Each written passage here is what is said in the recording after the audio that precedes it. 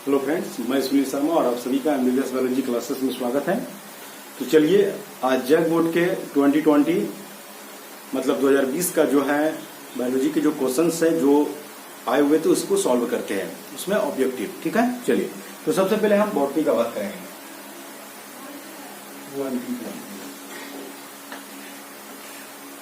तो सबसे पहले बॉटनी का बात होगा, उसके बाद बायोलॉजी का बात करेंगे। तो आपको बता दें जैसा कि इसमें भी आपको जो है बॉटनी में 10 क्वेश्चन और 10 क्वेश्चन जूलॉजी में रहेगा, तो टोटल 20 क्वेश्चन और एक क्वेश्चन का 1 मार्क्स आपको दिया जाएगा। चलिए तो पहला क्वेश्चन क्या है बॉटनी का, कहता है माइकोरैजा दिखता है। तो माइकोरैजा किस में दिखाई देता है? ऑप्शन ए परजीविता में, ऑप्शन बी सहभोजिता में, ऑप्शन सी सहोपकारिता में और ऑप्शन डी इनमें से कोई नहीं। तो आपको बता दे सहोपकारिता मतलब क्वेश्चन नंबर 1 का जो है सी नंबर होगा।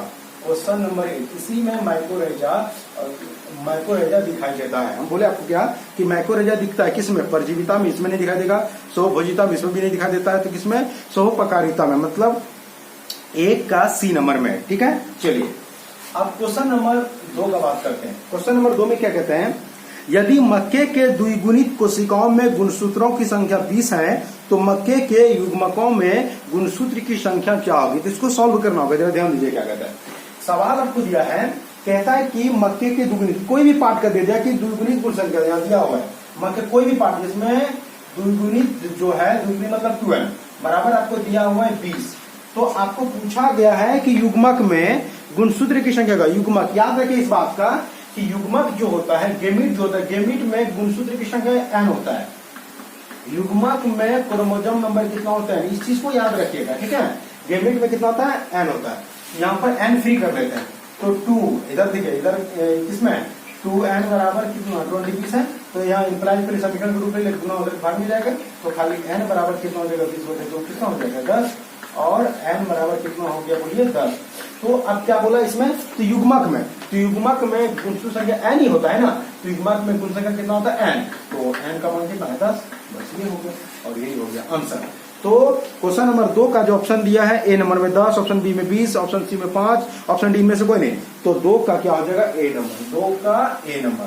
आप ये यहाँ पर आपको हिसाब बना दिए, कुछ ज्यादा भारी नहीं है। इसमें दिया है 2n बराबर 20, कह रहा है आपको कि द्विगुणित मतलब 2n। तो द्विगुणित जो होता है उतना 2n बराबर कितना दिया 20 दिया है। तो इसको सॉल्व कर दे 10 निकला।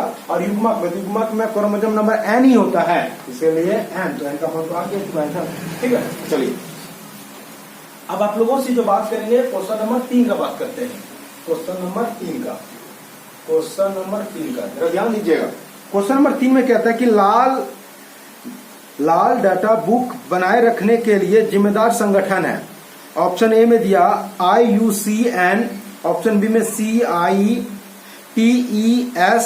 और ऑप्शन सी में WWF और ऑप्शन डी में IBWL। तो आपको बता दें IUCN, याद रखिएगा क्वेश्चन नंबर 3 का ए नंबर होगा, क्या होगा IUCN। ठीक है, कहता है क्या, international union conservation of nature. ध्यान दीजिएगा, इसी को कहता है international union conservation of nature, यही होता है इसका पुराना। तो वही कहता है इसी में जो है लाल डाटा बुक जो इसी के द्वारा संगठित किया गया है। ठीक है, चलिए अब क्वेश्चन नंबर जो 4 बात कर रहे हैं उसको ध्यान दीजिएगा। कहता है क्या, उच्च स्तर वाली विटामिन, खनिज एवं उच्च प्रोटीन युक्त फसलों का प्रजनन क्या कहलाता है? इसको कहते हैं जैव पुष्टिकरण। एक बार फिर से कह रहे, सवाल आपको दिया है कि उच्च स्तर वाली विटामिन, खनिज एवं उच्च प्रोटीन युक्त फसलों का प्रजनन कहलाता है, क्या कहलाता है? ऑप्शन ए जैव आवर्धन, ऑप्शन बी जैव पुष्टिकरण, ऑप्शन सी एकल कोशिका प्रोटीन, ऑप्शन डी सोमाक्लोन। तो आपको बता दें इसको तो जैव पुष्टिकरण कहते हैं। 4 का बी नंबर, तो 4 का क्या हो जाएगा बी नंबर हो जाएगा। ठीक है, चलिए अब क्वेश्चन नंबर हम 5 का बात करते हैं। क्वेश्चन नंबर 5 में कहता है ऊर्जा का कितना प्रतिशत एक कोशीय स्तर से दूसरे कोशीय स्तर में स्थानांतरित होती है? Option A 10%, option B 20%, option C 50%, option D 100%। तो जैसा कि आपको हम बता दें, इस चीज को आप लोग याद रखिएगा, जैसा कि आपको बता दें कि ऊर्जा का जो स्थानांतरण होता है प्रत्येक कोशीय स्तर में कुल ऊर्जा का 10% होता है। ध्यान दीजिएगा, जैसे किसी भी कोशीय स्तर में किसी भी कोशीय स्तर में ऊर्जा का जो स्थानांतरण होगा, जैसे ये पादप है, पादप को खाया हिरण, पादप को कौन खाएंगे? हिरण, ठीक है। अब हिरण को फिर कौन खाएंगे? सेब, हिरण को सेब। चलिए ध्यान दीजिएगा जरा इनको। तो पादप में यदि, ध्यान दीजिएगा, पादप में यदि 1000 कैलोरी ऊर्जा अगर रहा इसमें, अगर पादप में 1000 कैलोरी अगर ऊर्जा रहा, तो ये हिरण में कितना जाएगा? तो इसका 10% ही जाएगा इसमें, 10%। तो 1000 का 10% तो कितना हो जाएगा? 1000 गुना 10 और बटे कितना हो, ये प्रतिशत 100 में नीचे आ जाएगा, तो 20 10 बटे कितना हो जाएगा? 100। तो इतना ही इसमें जाएगा, ठीक है। फिर उसमें कितना जाएगा? तो इसमें 10%, ठीक है। तो वही हम बोले कि ऊर्जा का जो स्थानांतरण होता है, प्रत्येक कोशीय स्तर में केवल 10% ही ऊर्जा का स्थानांतरण होता है, केवल 10% ऊर्जा का स्थानांतरण होता है। तो 5 का हो जाएगा ए नंबर, 5 का ए नंबर हो जाएगा, ठीक है। चलिए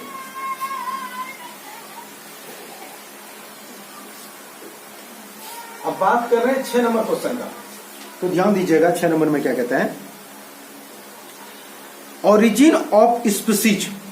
ओरिजिन ऑफ स्पीसीज पुस्तक किसके द्वारा लिखी गई थी? बहुत इंपॉर्टेंट, ध्यान रखिएगा। ओरिजिन ऑफ स्पीसीज पुस्तक जो है डार्विन के द्वारा, किसके द्वारा लिखा गया था? डार्विन। कहता है कि ओरिजिन ऑफ स्पीसीज पुस्तक किसके द्वारा लिखी गई है? तो बोलेंगे डार्विन के द्वारा। तो 6 का सी, 6 का हो जाएगा सी, डार्विन याद रखिएगा, 6 का सी यानी डार्विन के द्वारा होता है। क्वेश्चन नंबर कहता है 7 नंबर, डीएनए से आरएनए के निर्माण की प्रक्रिया। डीएनए से आरएनए, तो जैसा कि आप लोगों को पहले बताए थे कि डीएनए से मैसेंजर आरएनए बनता है। डीएनए से कौन सा आरएनए बनता है? मैसेंजर एमआरएनए बनता है। तो डीएनए से मैसेंजर आरएनए की बनने की क्रिया को ट्रांसक्रिप्शन कहते हैं। तो वही कह रहा है आपको कि डीएनए से आरएनए के निर्माण की प्रक्रिया क्या कहलाता है? तो बोलेंगे ट्रांसक्रिप्शन। ट्रांसक्रिप्शन को हिंदी में अनुलेखन कहते हैं, ठीक है। तो 7 का जो है डी नंबर हो जाएगा। ट्रांसक्रिप्शन को ही अनुलेखन कहते हैं, ट्रांसक्रिप्शन को ही अनुलेखन कहा जाता है, ठीक है। चलिए अब क्वेश्चन नंबर 8 कहता है कि एक परिपक्व आवृतबीजी भ्रूणपोष होता है। तो भ्रूणपोष में 7 कोशिका होगा और 8 केंद्रक होगा, ठीक है। तो वही कहता है एक परिपक्व, कहता है आपको सवाल में कि एक परिपक्व आवृतबीजी भ्रूणपोष है। ऑप्शन में 7 कोशिकीय होता है और 7 केंद्रक होते हैं। फिर दिखा है 7 कोशिकीय 8 केंद्रक होता है, और फिर दिया 8 कोशिकीय 8 केंद्रक होता है, फिर बोला 8 केंद्रक 7 कोशिकीय होती है। तो यही है। तो जैसा कि आपको बताया कि कोशिका की संख्या 7 और केंद्रक की संख्या 8, मतलब ऑप्शन सी 8 का सी, 8 का सी हो जाएगा, क्योंकि कोशिका की संख्या 8 और केंद्रक की संख्या 8। अगला सवाल है कि एक संकर क्रॉस का अनुपात, एक संकर क्रॉस का अनुपात है। तो याद रखिएगा एक संकर क्रॉस का जो अनुपात, एक संकर क्रॉस अनुपात कहते हैं उसे 3:1। मतलब क्या हो गया? इसका 9 का बी नंबर, 9 का बी नंबर 3:1, 9 का बी नंबर होगा। अब क्वेश्चन नंबर हम लोग 10 का बात करते हैं। तो क्वेश्चन नंबर जो 10 होगा वो ये है, कहता है एक पारिस्थितिकी तंत्र में शाकाहारी क्या होते हैं। तो आपको पहले भी बता चुके कि एक पारिस्थितिकी तंत्र में शाकाहारी जो है वो प्राथमिक श्रेणी उपभोक्ता, मतलब बोल रहे प्राथमिक उपभोक्ता होगा। तो 10 का ए नंबर, 10 का ए नंबर। चलिए तो आपका जो है बॉटनी कंप्लीट हो गया। अब हम लोग बात करेंगे जूलॉजी पर और उसको फिर सॉल्व करेंगे, ठीक है। चलिए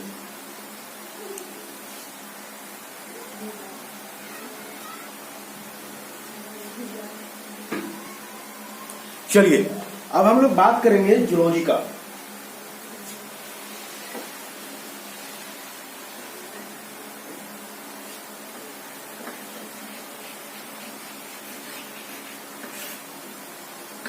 चलिए 1 नंबर क्वेश्चन क्या कहते हैं, जीवों का उनके प्राकृतिक आवास में संरक्षण क्या कहलाता है। याद रखिए अगर जीवों को उनके प्राकृतिक आवास में रखते हैं तो उसे कहते हैं इन सीटू कंजर्वेशन, मतलब स्वस्थानीय संरक्षण। यहाँ है तो वही कहता है जीवों को उनके प्राकृतिक आवास में संरक्षण क्या कहलाता है। तो बोलेंगे स्वस्थानीय, मतलब इन सीटू कंजर्वेशन।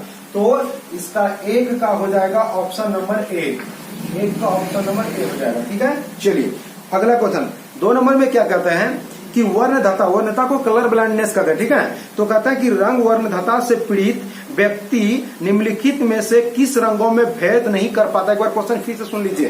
कहता है कि वर्णधता से पीड़ित व्यक्ति निम्नलिखित में से किस रंगों में भेद नहीं कर पाता है। तो आपको बता दें, जो कलर ब्लाइंडनेस मतलब रंग वर्णधता से ग्रसित होते हैं वह लाल और हरा रंग में फर्क नहीं कर पाता है, लाल हरा रेड और ग्रीन रंग में फर्क नहीं कर पाता है। तो इसका ऑप्शन हो जाएगा ए नंबर में नीला एवं हरा रंग, ऑप्शन बी लाल एवं पीला रंग, ऑप्शन बी लाल एवं हरा रंग, ऑप्शन डी लाल एवं नीला रंग। तो इसका ऑप्शन नंबर जो बी है वो हो जाएगा 2 का बी नंबर, मतलब लाल और हरा रंग का पहचान वो व्यक्ति नहीं कर पाएंगे जो कलर ब्लाइंडनेस से ग्रसित है। चलिए क्वेश्चन नंबर 3, निम्नलिखित में से कौन एक यौन संचारित रोग है। जैसा कि आपको पहले भी बता चुके हैं, यौन संचारित रोग उसी को कहते हैं सेक्सुअली ट्रांसमिटेड डिजीज। और सेक्सुअली ट्रांसमिटेड डिजीज के अंतर्गत में आते हैं एड्स आता है, सिफिलिस आता है, मस्सा आता है, गोनोरिया आता है, ठीक है। तो वही कहा गया है कि निम्नलिखित में से कौन एक यौन संचारित रोग है। Option A cholera, option B syphilis, option C typhoid और ऑप्शन डी एलिफेंटियासिस। तो आपको बता दें इसका जो ऑप्शन हो जाएगा बी यानी सिफिलिस, 3 का बी नंबर। तो 3 का ऑप्शन जो है वो बी हो जाएगा। चलिए अब क्वेश्चन नंबर 4 को देखते हैं। कहते हैं एक शुक्राणु जन द्वारा कितने शुक्राणुओं का निर्माण होता है। सवाल एक बार फिर सुनिएगा। कहते हैं एक शुक्राणु जन मतलब एक शुक्राणु कोशिका द्वारा कितने शुक्राणुओं का निर्माण होता है। याद रखिएगा 4 कोशिका का कितना शुक्राणु का निर्माण होता है, 4 शुक्राणुओं का निर्माण होता है। कितना 4। तो इसका ऑप्शन हो जाएगा सी, 4 का सी नंबर। अब 5 नंबर क्वेश्चन में क्या कहता है। 5 में क्वेश्चन कहता है कि भ्रूण एवं गर्भाशय के बीच संबंधी, ध्यान दीजिएगा, भ्रूण एवं गर्भाशय के बीच संबंधी संपर्क बनाने वाली संरचना है। कहता है कि भ्रूण एवं गर्भाशय के बीच संबंधी संपर्क बनाने वाली संरचना कौन है। ऑप्शन ए अपरा, ऑप्शन बी अंडवाहिनी नलिका, ऑप्शन सी पोषक कोरक, ऑप्शन डी गर्भाशय अंतःस्तर। तो आपको बता दें कि भ्रूण और गर्भाशय के बीच जो संपर्क बनाता है वो है अपरा, उसी को प्लेसेंटा कहा जाता है। तो 5 का ए नंबर, 5 का ए मतलब वो अपरा हो जाएगा, ठीक है। चलिए अब क्वेश्चन नंबर हम 6 का बात करें। तो क्वेश्चन नंबर 6 का बात करते हैं। कहता है कि द्विसंकर का अनुपात, द्विसंकर अनुपात क्या होता है 9:3:3:1, ठीक याद रखिएगा। अगर एक संकर क्रॉस का बोलेगा तो 3:1, और अगर आपको पूछा जाएगा कि द्विसंकर क्रॉस का अनुपात क्या, तो बोलेंगे 9:3:3:1, मतलब 9:3:3:1, मतलब ये हो जाएगा। इसका 6 नंबर का ऑप्शन क्या हो जाएगा, बी नंबर। चलिए क्वेश्चन नंबर 7 का बात करते हैं।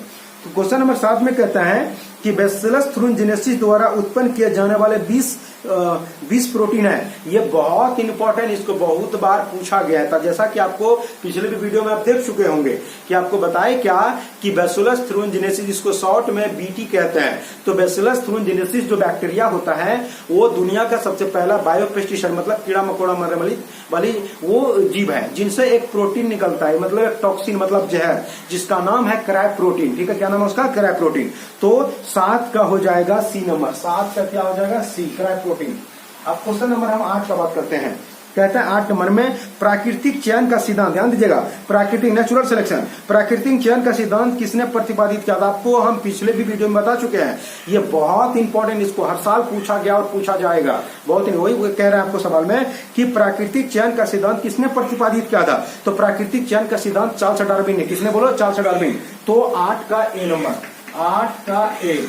आप क्वेश्चन नंबर 9 का बात कर रहे हैं। क्वेश्चन नंबर 9 में कहता है निम्नलिखित में से कौन से चमड़े के कर्क एवं उत्परिवर्तन की उच्च दर का कारक है। Option A CO2, option B CO प्रदूषण, ऑप्शन सी अम्लीय, ऑप्शन डी ओजोन अपक्षय। तो आपको बता दे आपको कि त्वचा कैंसर है ना, मतलब स्किन कैंसर जो उत्पन्न होते हैं वो होता है किसके, ओजोन अपक्षय के कारण, यानी ओजोन डिप्लीशन, ओजोन स्तर अगर हट जाता है तो अल्ट्रावायलेट रे जमीन पर आता है, जिनसे हम लोगों को क्या होता है, त्वचा कैंसर, मोतियाबिंद जैसी बीमारियां होती है। तो 9 का हो जाएगा डी नंबर। आप क्वेश्चन नंबर हम लोग 10 का बात करें तो कहता है डीएनए के सिरे के, ध्यान दीजिएगा, डीएनए के सिरे के न्यूक्लियोटाइड को हटाने की प्रक्रिया को उत्प्रेरित करने वाले एंजाइम। तो जैसा कि आपको बताए थे पहले भी कि डीएनए जो होता है, डीएनए का अगर सिरा से अगर न्यूक्लियोटाइड को हटाएंगे तो मतलब काट के हटाएंगे तो वो है एक्सोन्यूक्लिएज। ध्यान दीजिएगा, सिरे से अगर काट कर हटाएगा तो एक्सोन्यूक्लिएज, और अगर बीच में विशेष भागों को काटेगा तो एंडोन्यूक्लियस। वही आपको बोला गया है कि डीएनए के सिरे के न्यूक्लियोटाइड को हटाने की प्रक्रिया उत्प्रेरित करने वाले एंजाइम कौन है, तो एक्सोन्यूक्लियस। तो 10 का ऑप्शन नंबर क्या हो जाएगा, एक्सोन्यूक्लियस। 10 का बी नंबर, 10 का बी नंबर, 10 का ऑप्शन नंबर बी हो जाएगा एक्सोन्यूक्लियस। क्या हो जाएगा बोले, एक्सोन्यूक्लियस। चलिए, आप लोगों का जो है 2020 तक का जो है ऑब्जेक्टिव क्वेश्चन सॉल्व कर चुके हैं। अगर आप बोर्ड एग्जाम में, अपने बोर्ड एग्जाम में अगर बेहतर नंबर उठाना चाहते हैं तो आप 2006 से लेकर 2020 तक का जो एग्जाम में ऑब्जेक्टिव क्वेश्चन जो पूछा गया तो वो आपका सॉल्व कर दिए। वीडियो आप शेयर करिए, देखिए, तभी आप जो है अपने बोर्ड एग्जाम में जो है 20 में 20 ला सकते हैं। चलिए, अगर जो चैनल को सब्सक्राइब नहीं, सब्सक्राइब कर लीजिए, शेयर कीजिए। कोई प्रश्न में अगर दिक्कत होता है तो कमेंट जरूर कीजिए। चलिए, धन्यवाद।